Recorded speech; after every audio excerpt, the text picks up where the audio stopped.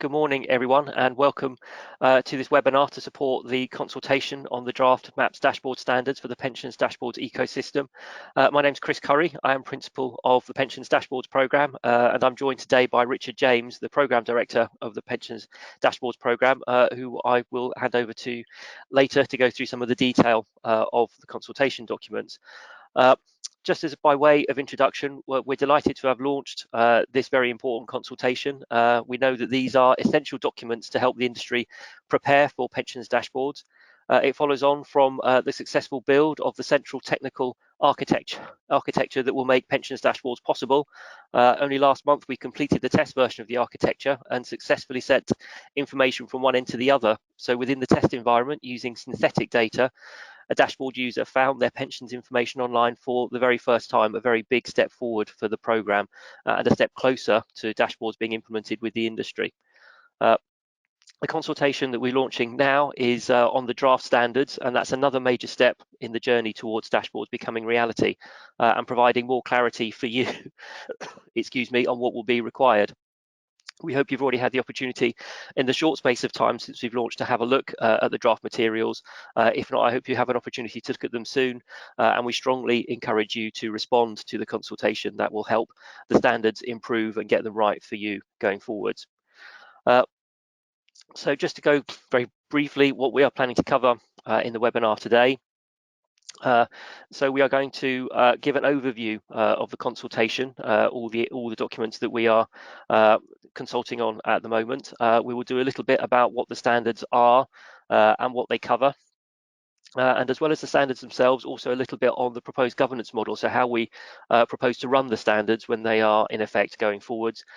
There will be, as ever, plenty of time. We'll hope at least half an hour on the session today for questions and answers. If you do have any questions that you'd like answered, please do put them in the questions box, and we will come to them when we get to that Q&A session.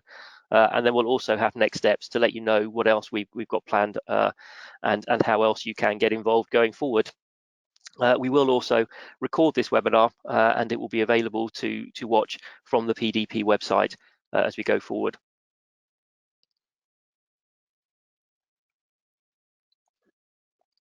Okay, so this is the first webinar in a series that we are running, a three-part series, which are being run to support the consultation on the draft standards and guidance. As I mentioned, this one is to provide an overview of the standards, the consultation, and the proposed approach to the governance of the standards. The second one, which I think is next week, will be focused on the connecting to the ecosystem and the standards and guidance that both pension providers and dashboard providers will need to be able to connect. This will cover the code of connection, which comprises the security, service and operational standards, the technical standards, the connection process and guidance for pension providers, and also our guidance for early connection as well. We're encouraging people to join early as they can. The third in the series is focused on the standards that pertain to operating within the ecosystem. So that will include things like the design standards for dashboards, which will deal with how the dashboards display the data and communicate to users. The data standards for pension providers, so that will deal with, for example, the formatting of the data that providers are required to send by law, and also the reporting standards for both parties, which are very important to make sure that the system is running smoothly.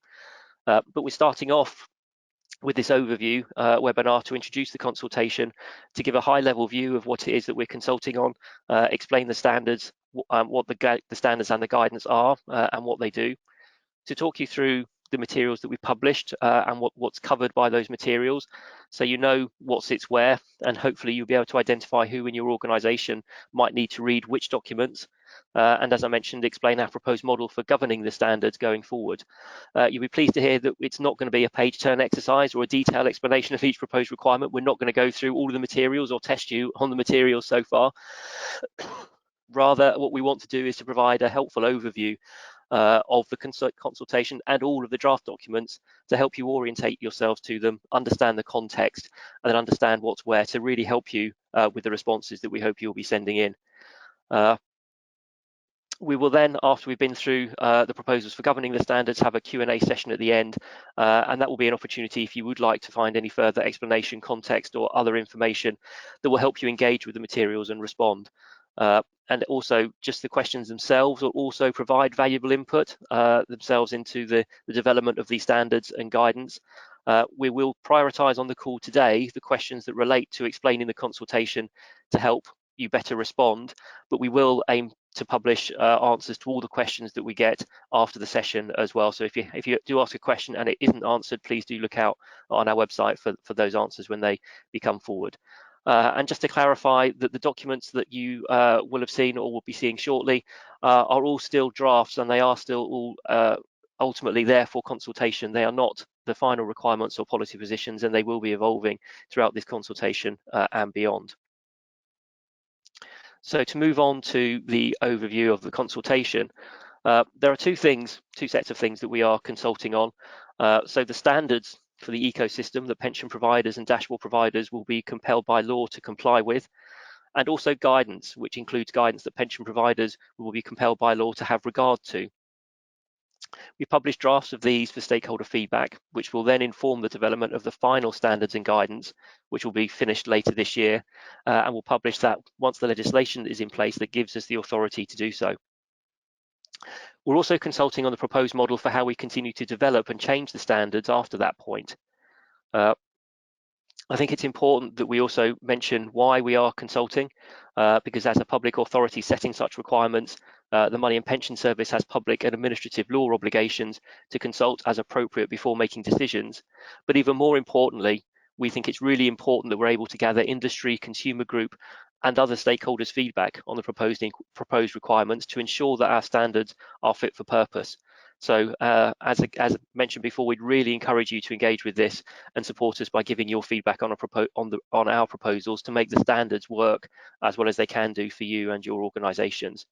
That covers a whole range of different stakeholder groups. So we'd like to hear from pension providers, organisations interested in providing a dashboard, organisations interested in supporting pension providers to comply with their duties, which could be administrators, software providers, or potentially those offering integrated service provider services, the wider pensions and lifetime savings industries, importantly, finance and consumer representative groups with an interest in pensions engagement, financial well-being, data protection and security, and financial technology and fintech companies as well. All of those organisations we think have a role to play and will be interested in one way or another in the standards that we are consulting on at the moment. The consultation runs from earlier this week and closes on the 30th of August. I am very aware that is over the summer and would like to apologise for that being over the summer. We do hope you do also get a good break as well as responding to the consultation. But we really thought it was important that we could share this information with you as soon as possible to enable us to continue to get the dashboard ecosystem and pensions dashboards themselves ready as soon as possible. So as I mentioned before, there are a number of different documents that we're consulting on, which are now listed on the screen now. We've got 5 which are relating to the standards, as you can see there. So the draft standards for connection, technical data and reporting standards, and a call for input for the design standards for dashboards. We felt it's really important to invite input on those design standards, which we'll then consult on later on in the autumn, and we'll probably be running that alongside further development work from the FCA on the regulations in that space. And we think it's very important that people are able to look at those two things alongside each other rather than having to iterate them. Alongside those, there are 4 draft guidance documents, as we mentioned, the connection process, early connection, data usage, and an examples appendix for data usage. And finally, the document setting out our proposed approach to the governance model, so how we will continue to run the standards going forward after the first set have been published.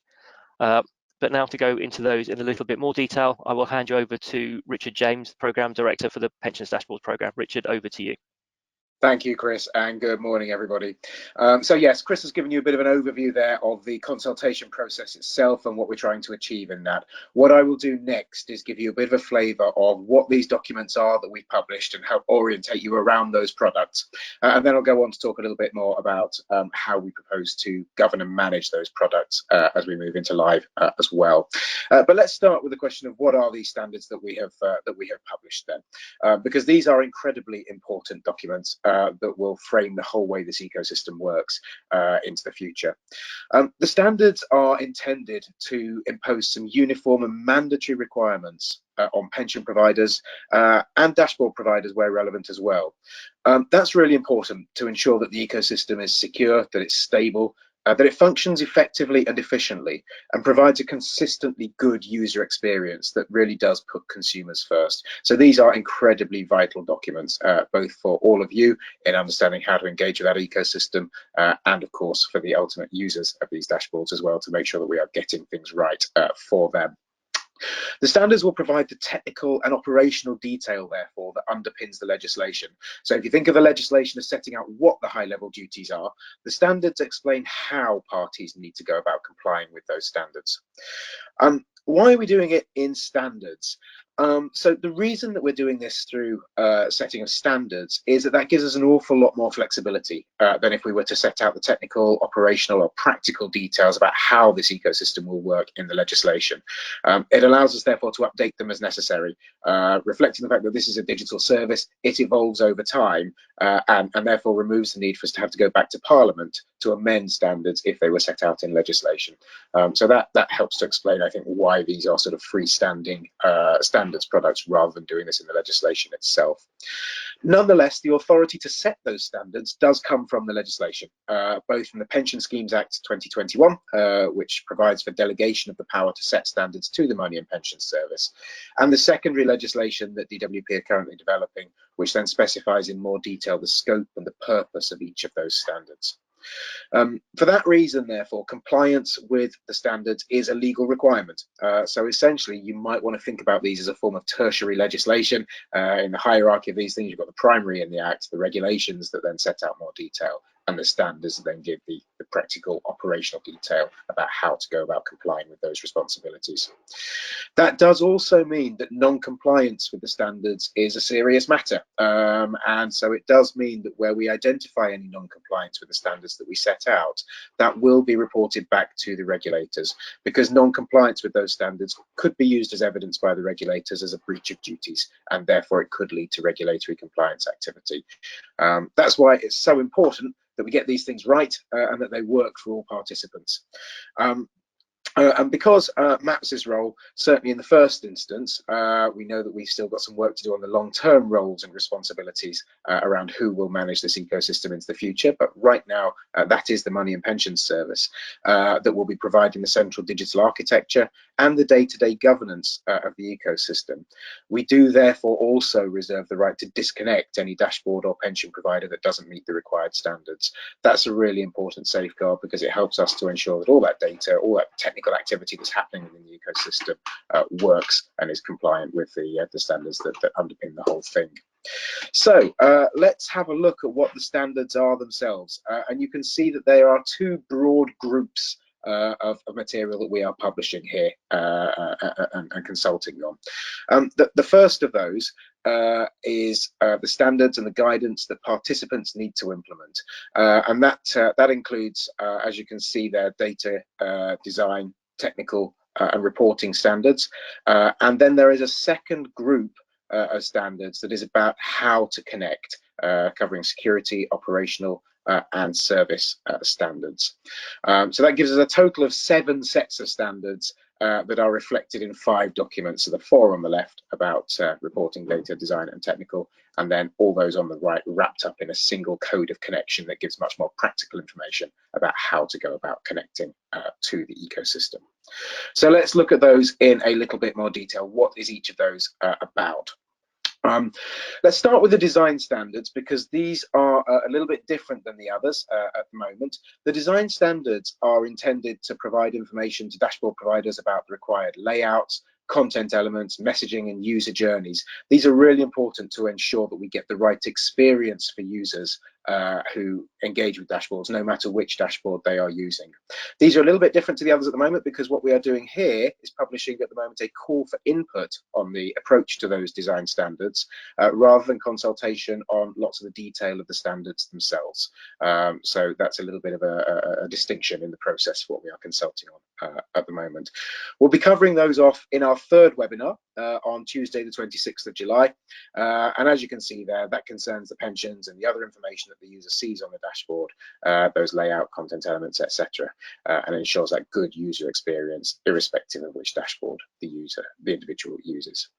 Let's then move on to the standards that we are consulting on by way of draft standards at the moment.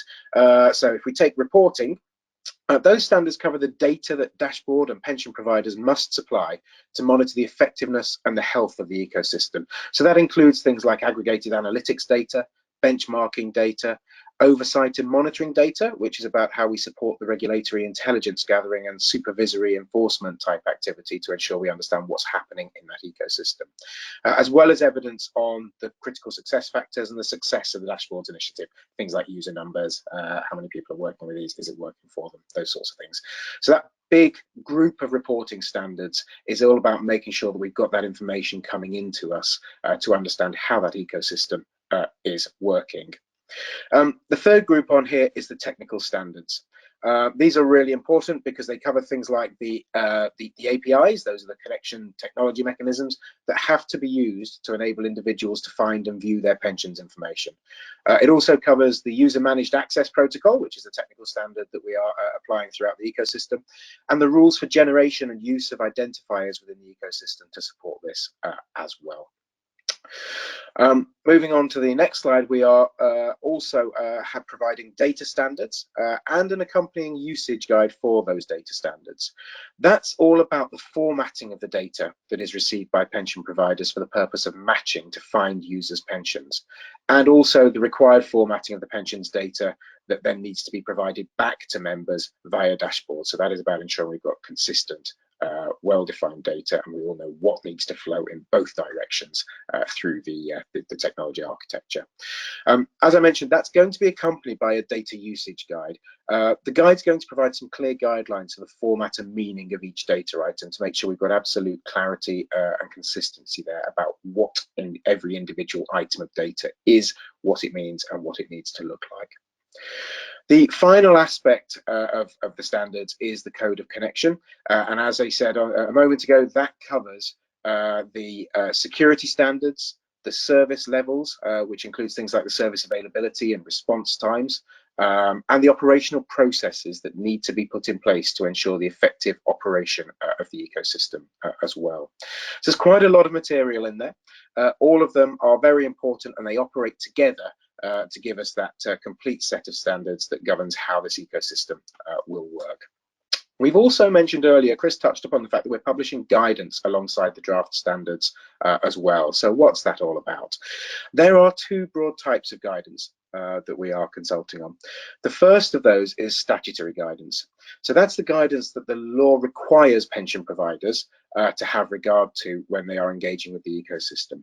So like the standards, the authority for the statutory guidance comes from the legislation. And in practice, it means that pension providers need to follow that guidance or have a good reason for not doing so and for achieving the same result by alternative means. Because like the standards, because this is a legal requirement, failure to have regard to that guidance could be used as evidence by the regulators of a breach of legal duties. So it's really, really important stuff. We've published for consultation 3 documents that contain this type of statutory guidance. The first of those is about the connection process and the guidance for pension providers on connection. The second covers early connection specifically and provides guidance on how that will work. And the third is data usage guidance that provides more information about the data side of things.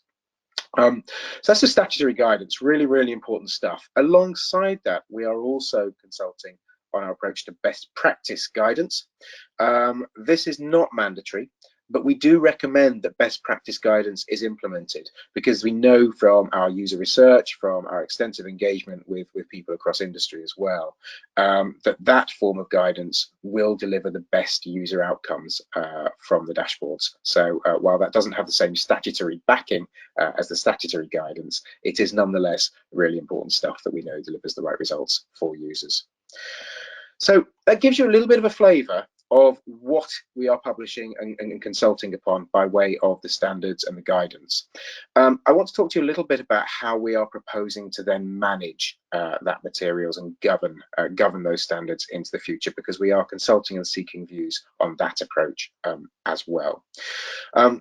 So we've set out in the material that we have published our proposals for how we govern the standards once we've published the first versions. And we've explained how we'll go about changing them, when we will consult, the amount of advance notice that we will give, and how frequently we will aim to change them as well.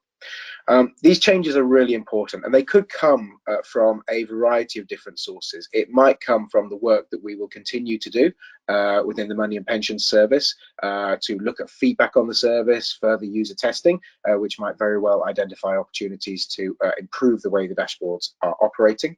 They could come from the regulators, or from people like yourselves, participants in the ecosystem, generating ideas for how we can go about improving the experience of those dashboards for our users or for industry participants as well.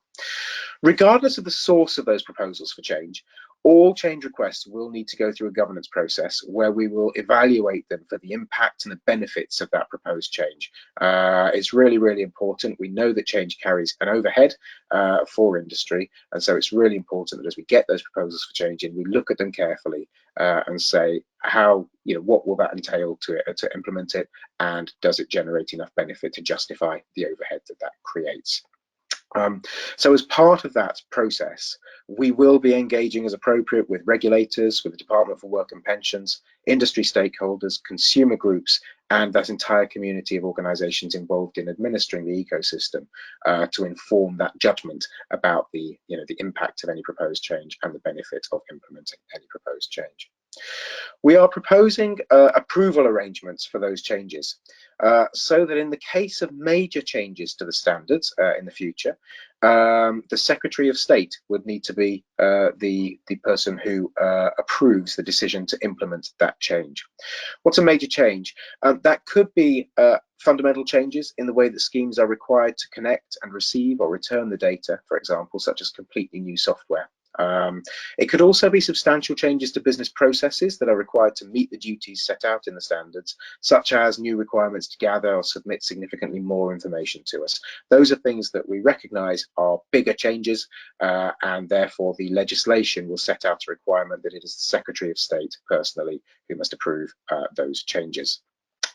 There may also be some minor technical changes that happen in the future, and in those instances it would be for the Money and Pension Service, Pensions Dashboards Programme, to approve those changes. Minor changes could be things that don't affect all participants, such as a new flag in the data standards to be used by a particular type of pension scheme in particular circumstances. Or conceivably, these might be things that do affect all participants but have a very minimal impact on those participants.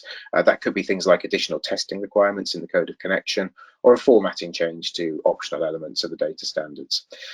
So what we are trying to draw out here is that distinction between the really significant changes that need a higher level of approval and the more minor changes that will be managed within the Money and Pensions Service.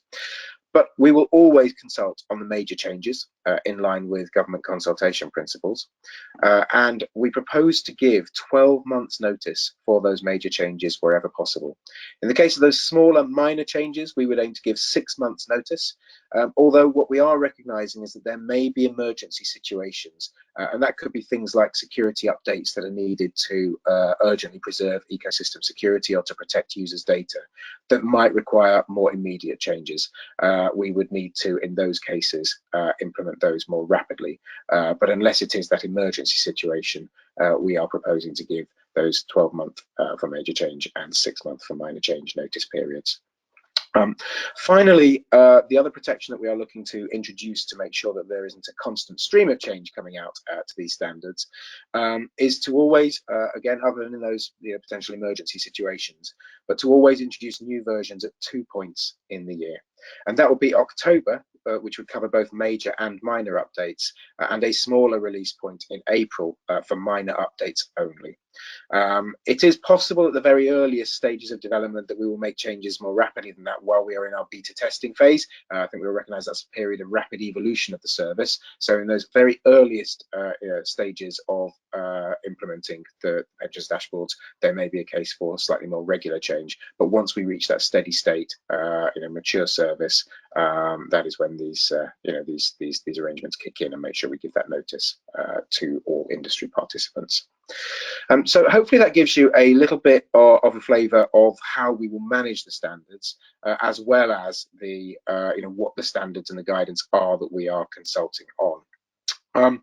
So we'll try to give you that overview of the consultation process, the context, the status of the standards and guidance that we are consulting on. Bit of a whistle-stop tour of all those documents. There's lots out there. As Chris has said, if you haven't had a chance to have a look at those yet, we would encourage you to do so as soon as possible.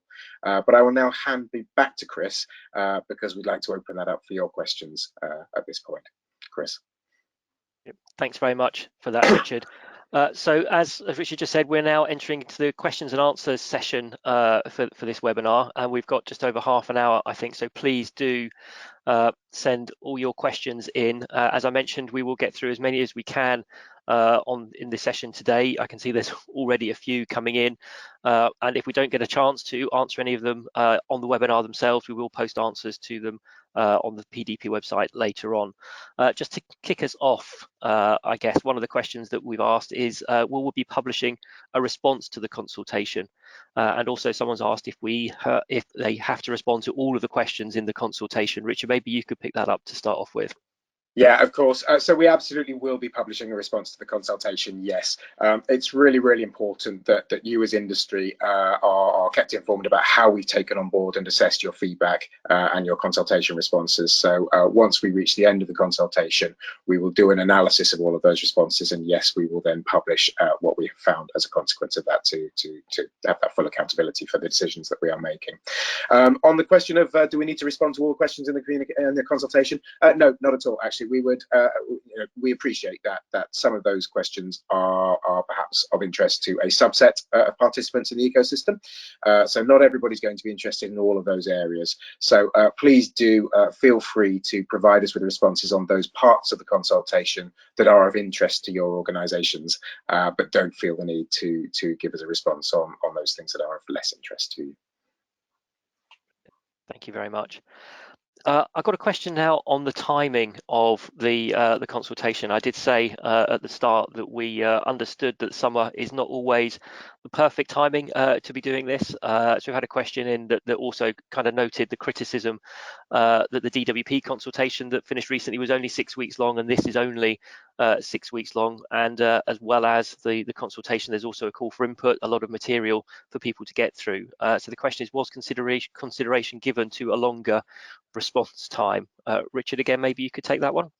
Yeah, absolutely. We have thought about this one really carefully because we are very conscious that some of these consultation exercises have been conducted quite rapidly. In this case, we're trying to balance a couple of things.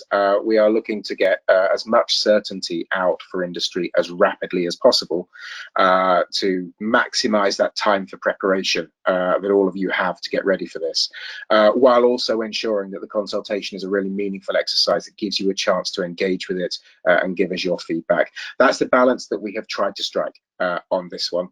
We do, as Chris has said, we do recognise that the consultation over the summer is a tricky thing. There is quite a bit of material in here, but actually I hope it's quite accessible material that you'll be able to engage with relatively straightforwardly. But as I say, what we try to do is strike that balance and make sure that we are giving people as much certainty as early as possible while also having a meaningful consultation. Thank you very much, Richard. We've had another question in specifically about small pension schemes. And so the question is, we're a small pension scheme. There are a lot of standards here for us to implement. Do we have to implement all of them? Yeah, I mean, it's a really, really good question. And part of the answer actually is going to depend on how you choose to connect to the ecosystem. So the standards do apply to all of the information that's flowing through the ecosystem and all of those participants in the ecosystem. So they are of universal application. Of course, the new requirements do apply to occupational schemes with 100 plus members, and so the government's going to consider the application of those requirements to the smaller schemes over the next couple of years. So when it comes to that staging timetable, that's still up for some discussion. But once people are participants in the ecosystem, the standards have universal application and apply to everybody. In practice, though, for a lot of pension providers, we are expecting that the implementation of the standards will be undertaken by third parties who will connect to the ecosystem on your behalf. So that's where the choices about how you choose to connect to the ecosystem come to the fore. For those organizations that are going to build their own solutions and connect directly, clearly they will need to have regard to a lot more of those technical standards about how to do that. But for those of you who choose to work with integrated service providers or others to connect on your behalf, you will find that an awful lot of these standards are taken care of for you by the solutions that they develop and connect to with. So it's one of those things that I would strongly suggest taking into account when you are developing that plan for how you want to connect to the ecosystem. There's very different requirements placed on you based on whether you're doing it directly yourselves or relying on somebody else. Thank you, really helpful. There's been a couple of questions in asking about the documents themselves, about where they're published and about providing links. I can make sure that we send out a link to those afterwards, but just to mention for those who are interested in looking now, they are available on the website, which is www.pensions-boards-program.org.uk/standards. So if you haven't had a chance to look at them, they will all be available for people there. Another question, Richard, sorry, you're the only person I can ask these questions to, so I'm going to keep sending them in your direction. And this relates, I think, a little bit to the recent consultation response. The DWP have recently confirmed the staging date changes. Do we know if the FCA will be doing the same? So the FCA rules are going to reflect the DWP regulations. That's probably the key message in there. So the government has placed a statutory duty on FCA to make rules for personal and stakeholder pension schemes, and that requires that the FCA rules correspond with and have regard to the requirements placed on the trustees of occupational schemes by the government's regulations. So the FCA will be publishing its final rules following those DWP regulations being approved by Parliament. So yes, that mirroring requirement kicks in there. Brilliant, thank you. Another question on timing that we have here. So when will you be publishing the final standards? So we expect to do that later on in the year. So there is, as ever with these things, when we're talking about the process of developing legislation, there's a bit of a sequencing and a bit of a ballet that needs to take place. So as you are all aware, the DWP are working on the regulations themselves that give statutory force to the setting of these standards, and we expect those to be moving through Parliament and to be approved later on in the year. We need that to happen, so that's all subject to parliamentary timetabling. Once that does happen, we would intend to publish the final standards at that point, which I would anticipate happening at some point over the winter, subject to all the parliamentary process around all of this. As ever, one of the things that we're always really keen to do is to keep industry very informed on how things are developing. So where we have opportunities to cite you on things sooner, we will always take those, of course. Brilliant, thank you. So a question here about another consultation as well. So congratulations on these publications, great progress. Thank you very much. It's always good to have that good feedback. The other really critical standard, of course, is the revised actuarial standard TM1 from the Financial Reporting Council. What news is there about the FRC's response to their February consultation on this? Yeah, thank you. Great question. It's probably one that's really for the FRC. What I will say, I don't want to talk on their behalf, but what I will say is that we are all working very closely together and working towards the same timetable, including the FRC. So I would expect them to be working to the same broad shape of the timetable I've just set out there. Thank you very much, Richard. So I think a question here, which is getting a little bit into the detail, but I think we're okay to cover it at the moment. It says, is there a plan in place for controlling the data quality at source? So i.e. data providers or handlers? Yeah, it's a really good question. Obviously, one of the things that is very, very important to us. What the standards will do is make sure that we get data of the right format and shape flowing through the right definitions. But the government's policy around the source data itself, so the quality of that information that is held by the schemes, is for the existing regulatory framework to continue to apply. So that comes within the oversight of TPR and FCA, and of course the Information Commissioner as well. And FCA and TPR will both be publishing their information on their approach to the regulation of that in the next couple of months. Okay, brilliant. Thank you. Just a question here, or a suggestion, actually very helpful suggestion, which says when new documents or articles are issued, is it possible to send out emails which have direct links to these items to help save time navigating around?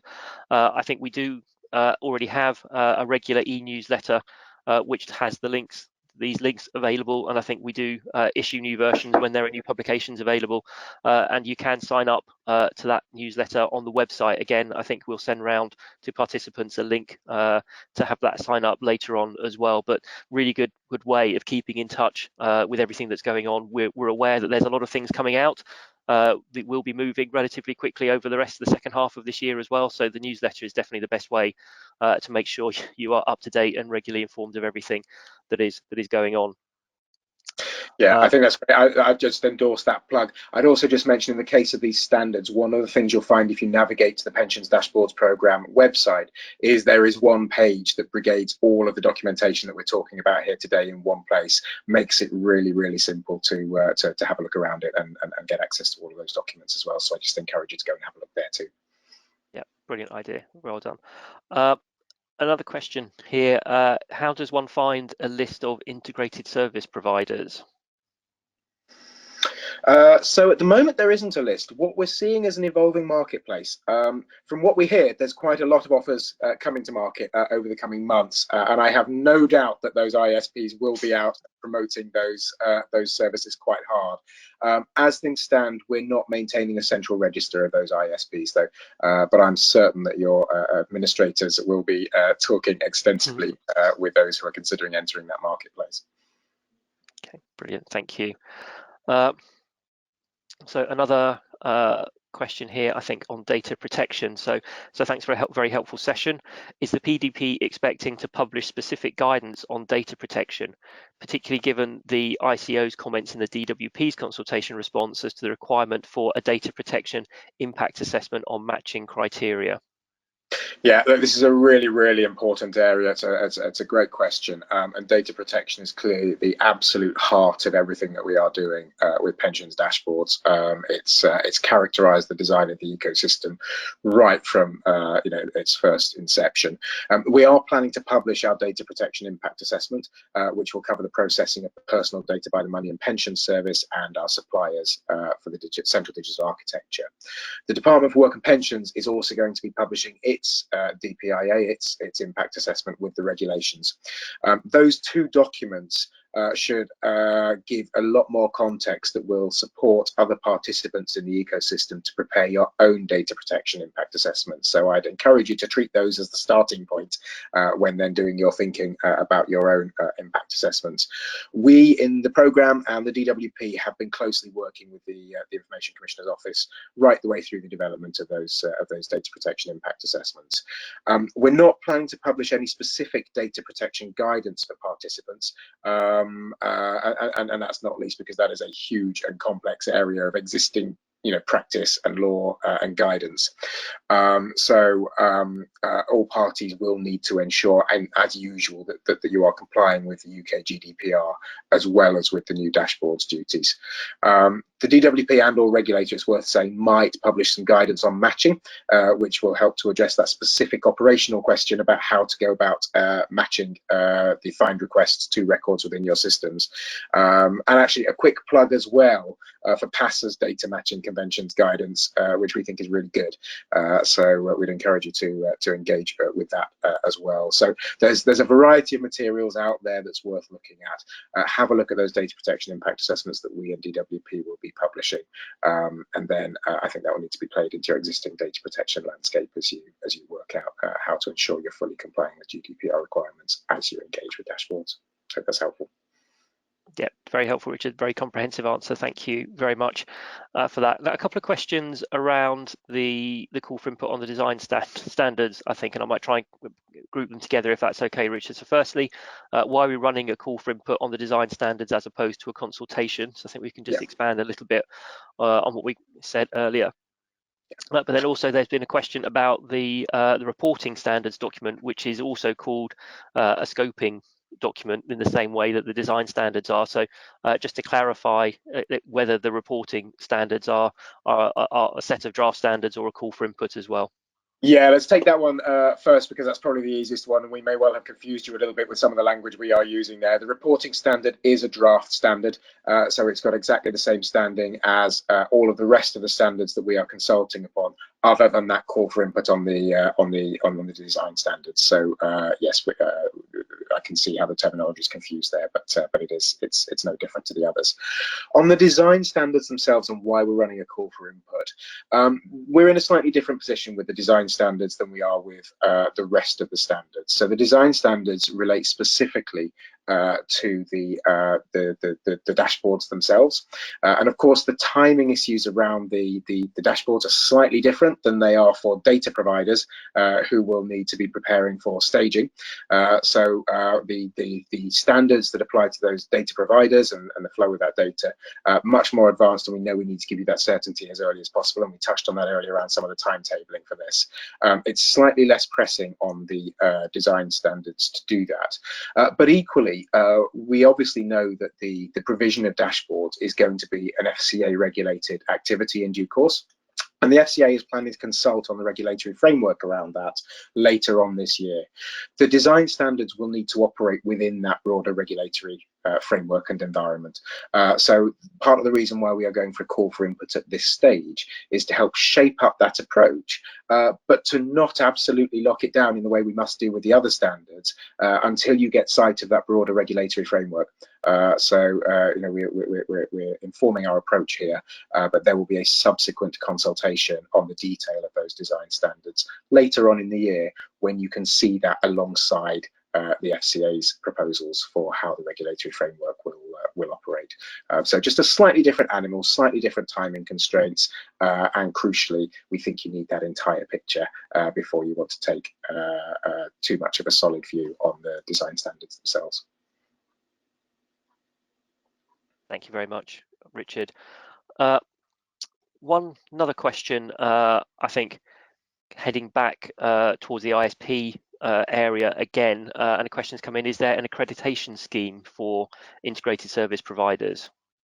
Yeah, it's a good question, and not the first time that it's been brought up. You probably might be surprised to hear. There's no plans for an accreditation scheme at the moment. Although I would just emphasise, of course, that those ISPs must meet these standards in order to be able to engage with the ecosystem and participate in it. So if the ISPs have a service offer that is working with the ecosystem, there's a pretty good chance they're complying with those standards.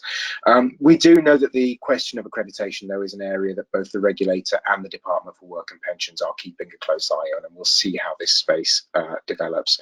What that does mean, therefore, is that pension providers will need to carry out your own due diligence before entering into a partnership with an integrated service provider.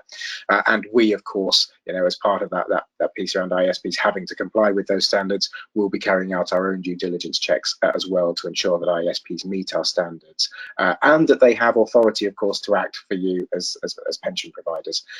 So we'll be on top of that relationship with the ISPs to make sure they're doing everything they should to work with the ecosystem, and you will, I'm sure, want to have a look at those ISPs when you choose one to make sure that you're choosing a partner who is the right fit for your business. Brilliant. Thank you very much.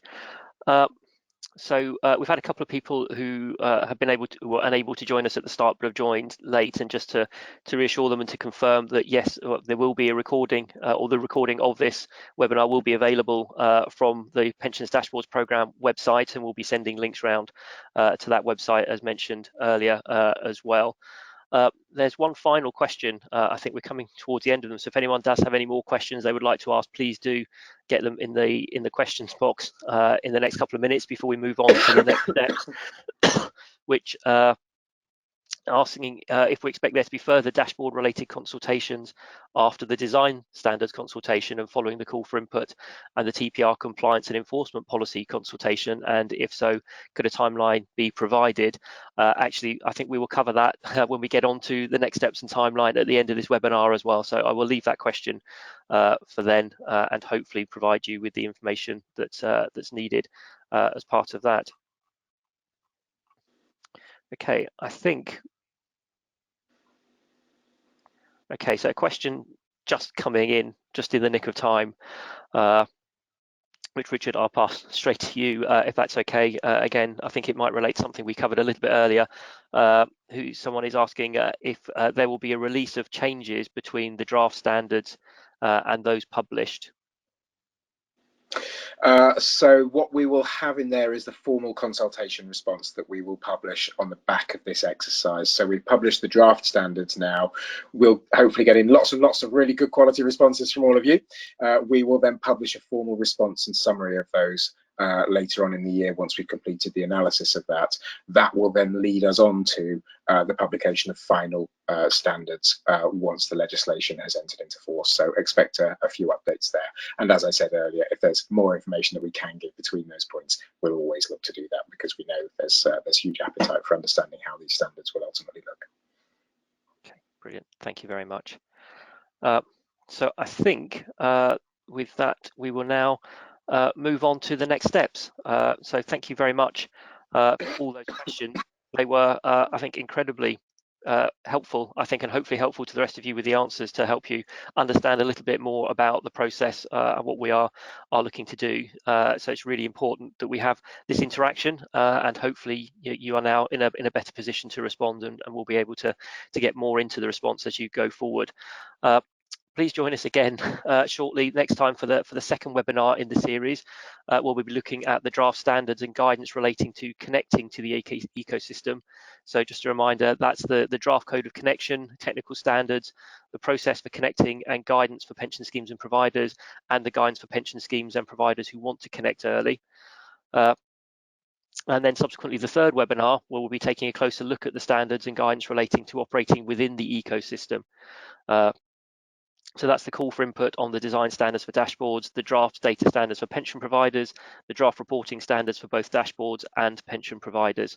And as you can see up on the screen, the second webinar is next Monday, and the third webinar follows closely on its heels next Tuesday.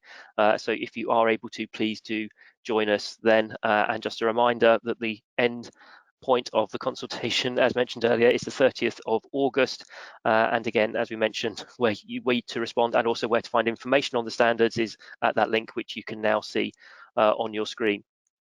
We would really encourage you to engage with the materials, and ideally, if you can, to get the relevant people in your organisations to review. We know the standards and the guidance covers a very wide range of activities within different organisations. It's very likely and possible that there will be more than one person within your organisation who have responsibility in those areas. So please do feel free to get multiple people involved and making sure that you get the right expertise to help us get the right information into those into the standards going forward. Just to finish off, as I mentioned to one of the questions, there is a timeline that we have, which will provide you with information about what to expect coming up. As you can see, we're currently at the second point on that timeline, consulting on the draft standards, following on from the government's final policy position as set out in the consultation response. Following the consultation, we will then be finalising the standards and consulting on our draft design standards in the autumn. And then once legislation is in place, and we're expecting that to be towards the end of the year, November or December Of course, depending on the parliamentary time, we will then be publishing the final standards, so that everything will then be available at that point going forward. I'd just now like to say thank you very much to everyone for your participation today. We hope you found that very helpful. I've certainly found it helpful, and I'm sure the team have, in working out areas of further clarification, but also how we can help people engage in the consultation over the next few weeks and make sure that you all have an opportunity to get the information that you want to get across to us into us in time for us to take that into the next iteration of the standards. Please do keep in touch. We've mentioned a couple of ways already through the website and the engagement newsletter. Do follow us on LinkedIn or Twitter, where we'll also be publishing the announcements where there is new information available, so you can follow us in those spaces and get information in that way as well. But just to finish off with Richard's recommendation, there are specific pages on the website which are related to the standards and the consultation, and that should be the first point of call for any information. If you can't find what you're looking for there, please do get in touch with us directly, and we will do our best to point you in the right direction or give you the information that you require. But thank you very much for joining us today. And we hope to see you at webinars 2 and 3 next week. Thank you very much.